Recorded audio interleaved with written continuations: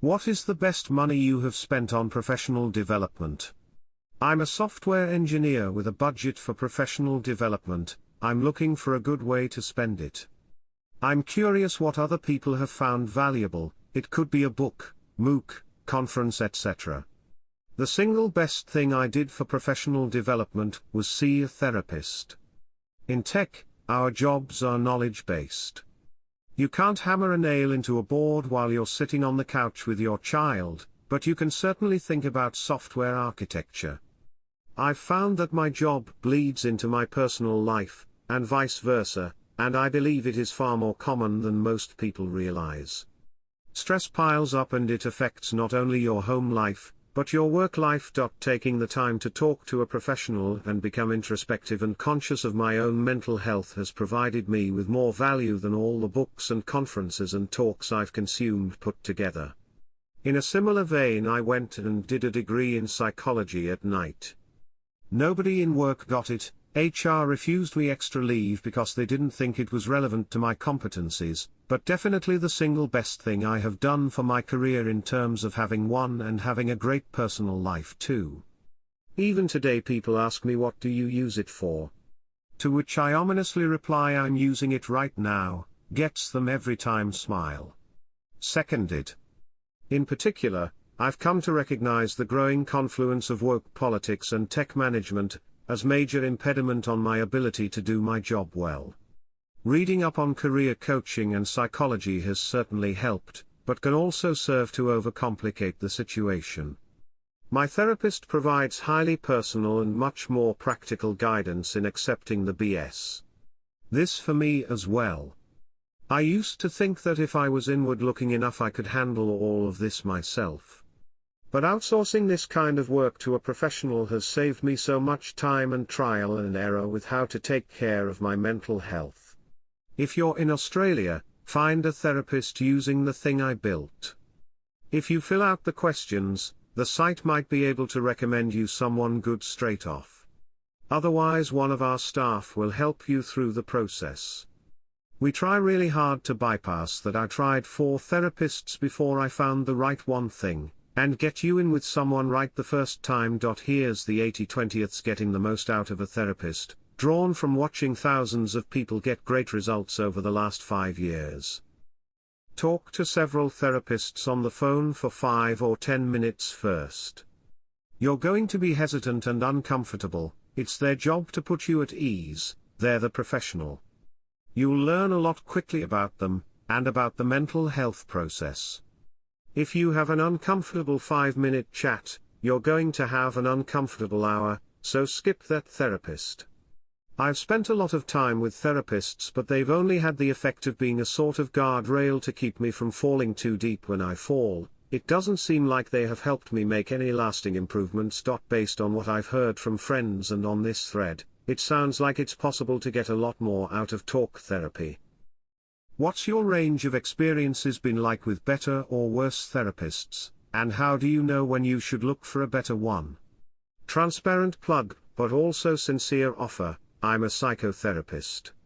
I'm also a psychiatric researcher, which made me something of a data scientist, which is how I ended up on HN. I work in private practice, dealing mainly with relationship and mood issues, and I've seen no small number of men and women in the kinds of fields that make up the HN readership over the course of my career, tech, STEM, etc. It'll surprise no one to hear me say that I agree with Lokesh about investing in oneself through therapy.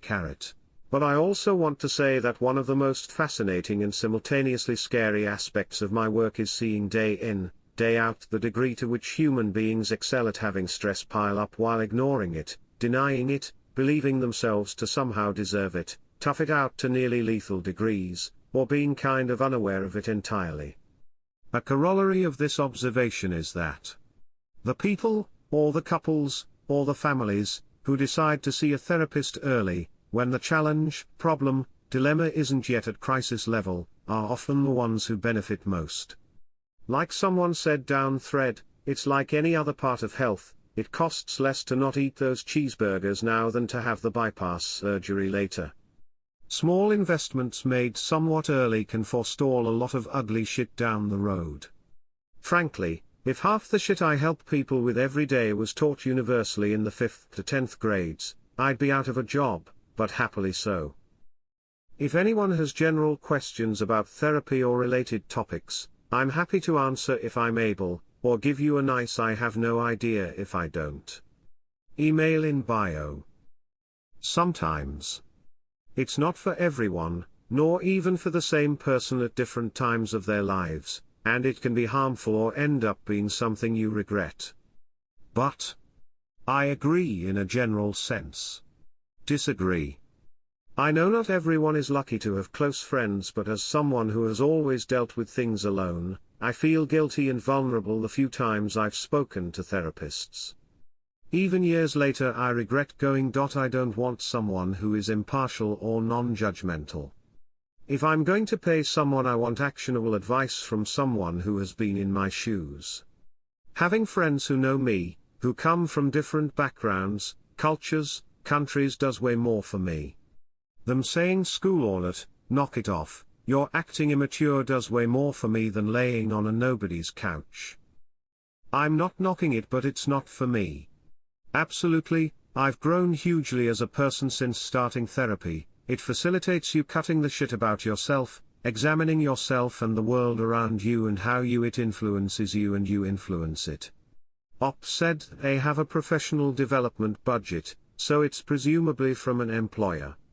Cute non-answer notwithstanding, I don't think their employer is going to allocate professional development resources for therapy.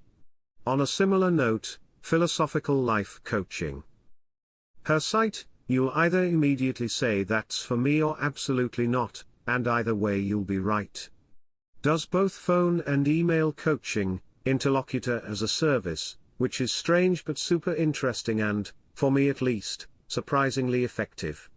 I started seeing a therapist mostly about my trust issues with women, and it ended up being 90% work-related topics we discussed. Oftentimes I thought I was up against the world and I sucked, and my therapist would bring me down to earth and almost allow me to think that I'm doing a good job, and that I'm a good engineer no matter how many other, better engineers are out there. Ironically, the word architecture comes from designing and constructing buildings. Likewise, someone who frames houses can become preoccupied with beams and rafter angles while not operating a saw or driving in nails. I guess what I'm saying is, everyone, including construction workers, should take your advice. I once did a 2-day workshop on negotiation techniques, which covered not only methods but also helped me to become more comfortable dealing with the psychological stress that's induced in many negotiation situations. So far I'd say the course, which was free as I won it as a prize in a business plan competition, is directly responsible for at least €51,000,000 of additional revenue that I made in the last years, simply because I negotiated more effectively. I'd highly recommend honing this skill, as it will also help you as an employee, as even small gains in salary can add up to quite a lot of money over the years. For freelancers and entrepreneurs, negotiation is also important, of course, and will greatly help you. Adding to that, even if you don't like negotiating, it's helpful to understand the tactics used by the other person so you can counter them, or at least be aware of it. For instance, my favorite tactic when someone is pushing hard to sell me something or negotiate is the appeal to the authority, i.e. let me first talk about it to my wife, or co-founder, about it. Another popular negotiation tactic is to get asked between option A or option B, where in fact you could simply respond with option C is more what I'm looking for. Never Split the Difference by Chris Voss. This relatively short book has made more of a difference to my personal livelihood than maybe any other piece of literature or advice. You really don't realize how much negotiating you do in day-to-day life. It's good to be comfortable with it. When I was purchasing a car, this helped a lot too. Salesmen are much more experienced than me since they negotiate every day, but even accounting for that, it is easy to see what they are doing with other customers and easy to see through the attempts they make on myself. The most common one, of course, is the time-limited deal. As if I just happened to show up on the only day there is a sale. I came here to say negotiation. I recently did a 2-day workshop on negotiation as well, and it was invigorating and really got me jazzed up about my job. I'm a manager, so I spend a lot of time negotiating with other teams and with external vendors, and negotiating with my employees versus my peers versus my superiors is also a skill I needed to hone. The workshop itself really let me see what was happening under the hood. It was a really great thing and I highly recommend it to everyone. As many others have said, books are the best things I've spent money on, but let me say more. Do books sometimes say things that are obvious? Yes. For example, when I first read Martin Fowler's book Refactoring, I had been renaming variables and moving methods from one class to another for years. But he gave a new framework for thinking about something that obvious. I've found the idea of separating out my coding flow between adding functionality and improving code really helpful. Can you get the material for free? Almost always, yes. But it takes time to find the right material, and our time is valuable. A typical industry book is $40 to $50, and a typical textbook is $100 to $150. The authors of these books have spent time organizing the material in a helpful way that you would otherwise need to spend. For some topics though, it's not just a matter of time savings. I'm working on a topic now that doesn't really have many useful books, so I'm having to read technical specifications produced by industry groups, which lack context and are pretty opaque. I'm missing having a book that explains these ideas in a coherent fashion. I have tried a few MOOCs for professional development. I've found they can be helpful for a superficial understanding, but they don't encourage the deep understanding I get from reading through a book. Greater than for some topics though, it's not just a matter of time savings. I'm working on a topic now that doesn't really have many useful books, so I'm having to read technical specifications produced by industry groups, which lack context and are pretty opaque. I'm missing having a book that explains these ideas in a coherent fashion. I know a couple of tech book authors, and this is how they all got started on their first book. Smile, there was no good book. They did all the work of becoming an expert, and then curated their learnings into a book for others. 2 thumbs up for Refactoring by Fowler. Exactly. Even if you already know the 300-odd refactorings he documents. The fact that his names let you talk about them with your team or more easily treat them as abstractions is a powerful win. That book is one of the best investments you can make. Greater than a typical industry book is $40 to $50, and a typical textbook is $100 to $150. If this is out of some people's budgets, check eBay.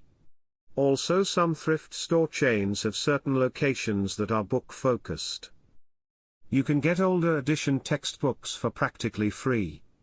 It's not like Claude Shannon's equations have changed. The old editions are effectively just as good. I've picked up plenty of classic books, HBR, Drucker, Christensen, Moore, etc., $2 to $3 in fine condition. To be honest, half the time it looks unread. Then you can donate them back into the stream when you're done for others. Do books sometimes say things that are obvious? There's a difference between things being obvious when a concept is exposed, and being proactively aware of a concept and having it as a practice/hobby. Unfortunately, the difference between these two things is huge. Books are the cheapest and yet a high-quality way of learning things, getting clarity and, in general, being exposed to rich quality of concepts. You could sure spend wandering in the wilderness learning things by experience over years.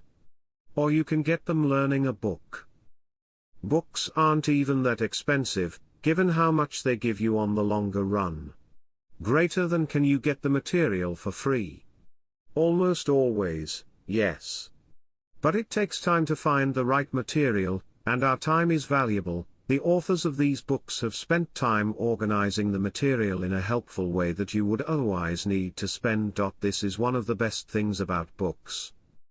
Yes, I can find all the material on the web, sometimes even all at the same site. But web writers usually cannot resist the temptation into putting in a ton of links, turning the material into a directed graph.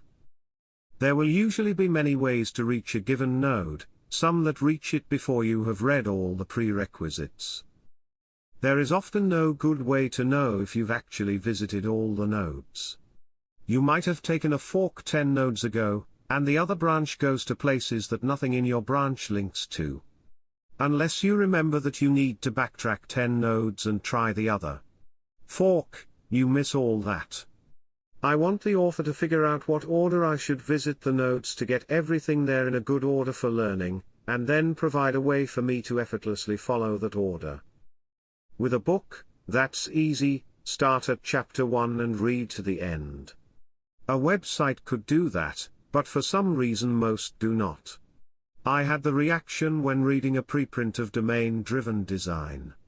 It was packed with ideas which were just coming into focus in my own mind after 10 years in the industry, but I didn't have names for them or have them systematized. It's a terrific feeling reading a well-written book like that and going yes. Yes. Yes. Since then, as with many things in our industry, it seems the book has been turned into a buzzword consulting/training money grab. Sigh. If your budget is a few hundred, an IntelliJ Ultimate license.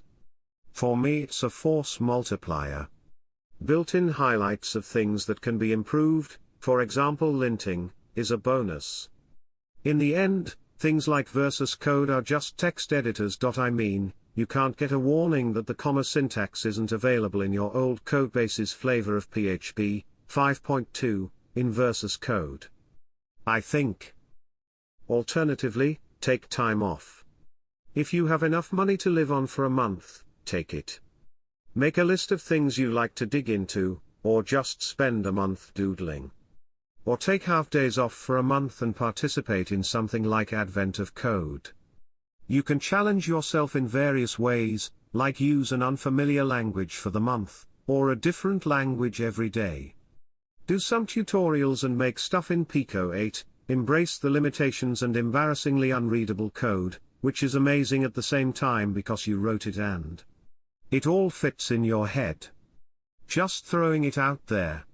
Second this. I pay for IntelliJ Ultimate out of pocket. Work would buy it, but frankly it's easier to just have my own license and I use it a lot outside of work.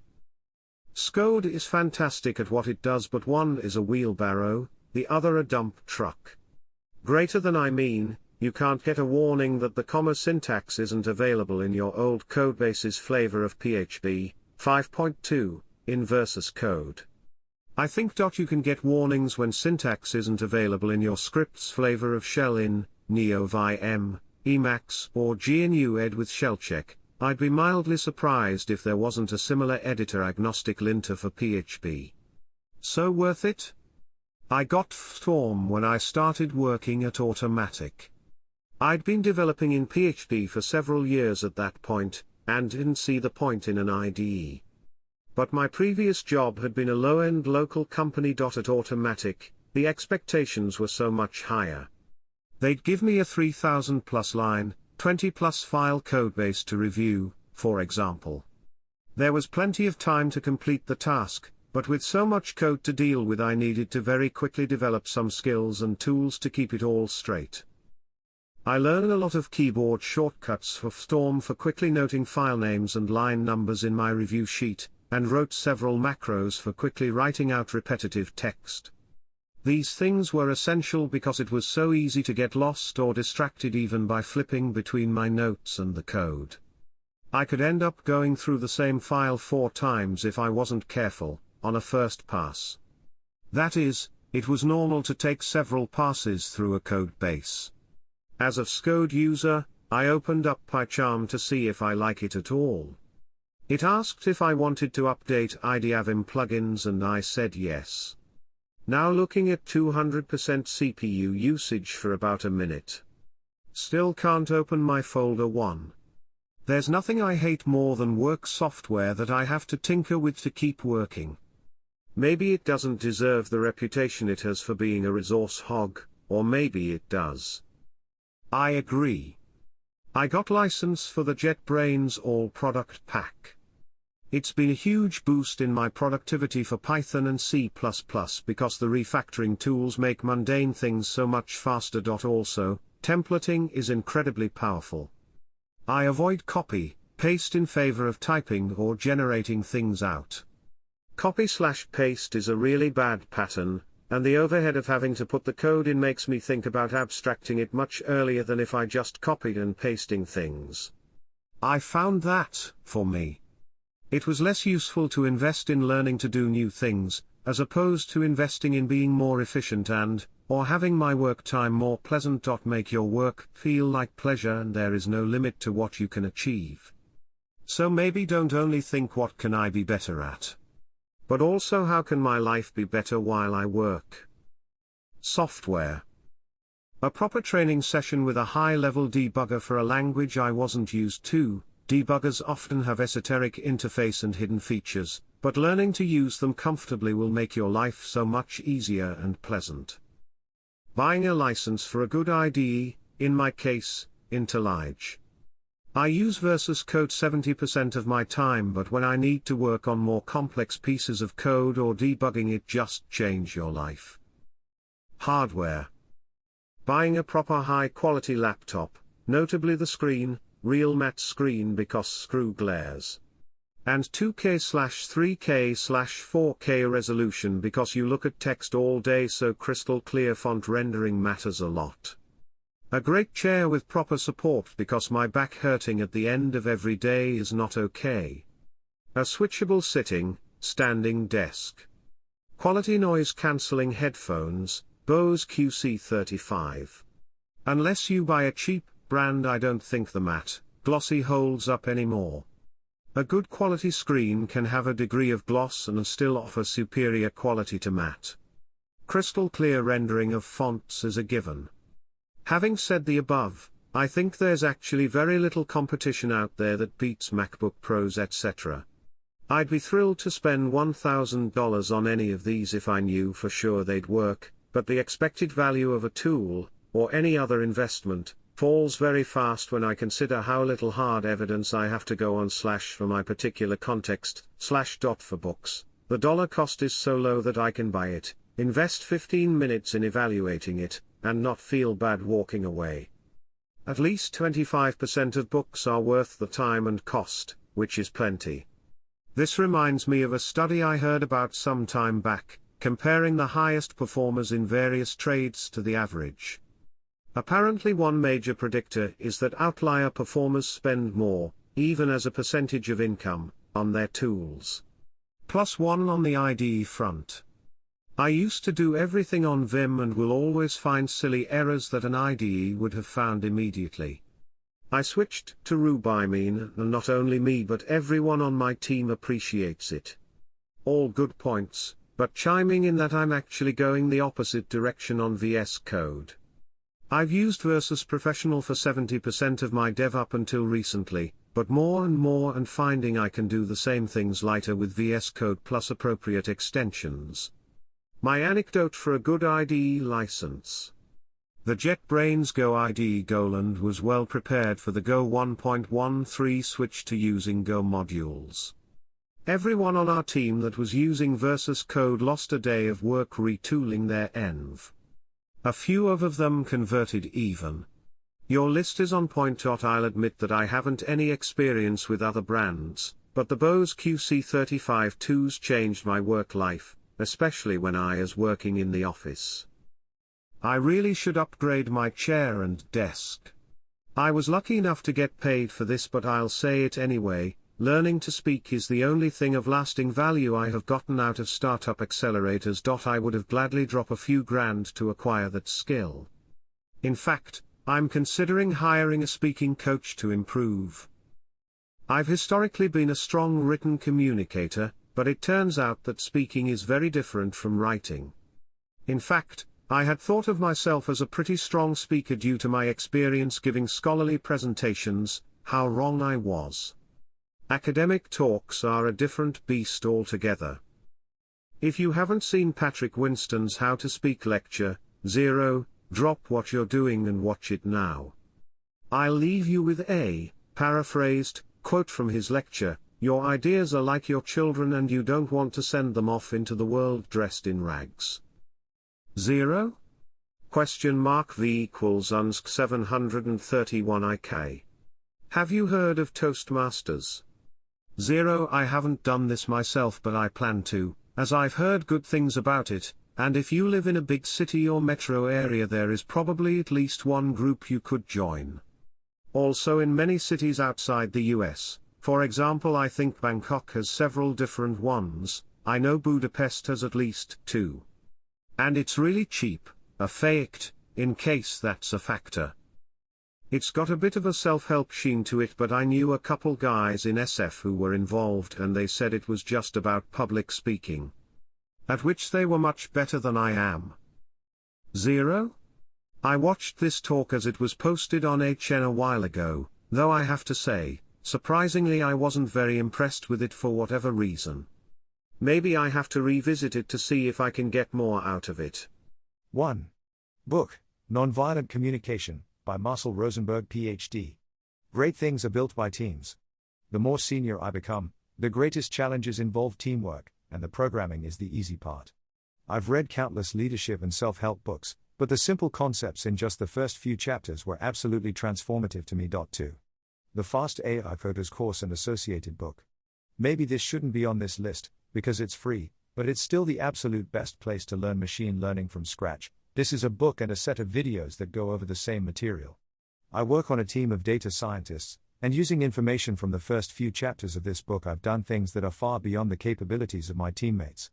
Unlike most courses, this starts with practical knowledge you can use to do useful work on day 1. Then later it moves into the theory of how it works. You don't need more than high school math to get going. 3. The Coursera Deep Learning Specialization, a set of 5 AI courses. Has a certification you can use on your resume and LinkedIn. Thanks for the recommendation on the Fast AI for Coders course/book. I immediately bought it based on the Amazon page and have spent the last hour reading it. I finally feel like a book about AI/ML/deep learning gets where I'm coming from, and that's enough to get started and keep me going, at least for now. The Therapist is a good one already suggested. Also, instead of other PD, I would suggest to save, invest, as much as possible as early as possible. A career in tech is very seldom healthy as a forever job, so having an escape path is important. I use this technique to get enough invested by 45 that I could comfortably live on the dividends/capital gains/passive income it generates without ever touching the investment principal. This is a very nice feeling as it allowed me to escape the grinder. Telling Eric Schmidt, what at Google, to go fuck yourself and walk out the door to never return was the most empowering thing I have ever done. My career has been much more rewarding since. Greater than telling Eric Schmidt, while at Google, to go fuck yourself and walk out the door to never return was the most empowering thing I have ever done. You can't mention this and not tell the full story. You know what you were doing here, smile. Greater than telling Eric Schmidt, while at Google, to go fuck yourself and walk out the door to never return was the most empowering thing I have ever done. My career has been much more rewarding since. That sounds like an interesting story. Any more details? Hey guys, this is the Rogue YouTuber here. I recently had a big change in my life. I had a baby daughter. Here she is. If you could do me a favor and remember to hit the subscribe button and bang the bell, I'm hoping to really create a YouTube channel that really gets people excited and brings people the best, most interesting content collated from across the internet. I'm saving up to save my little girl to Carnegie Mellon Computer Science Department. So please remember to like and subscribe. See you next time.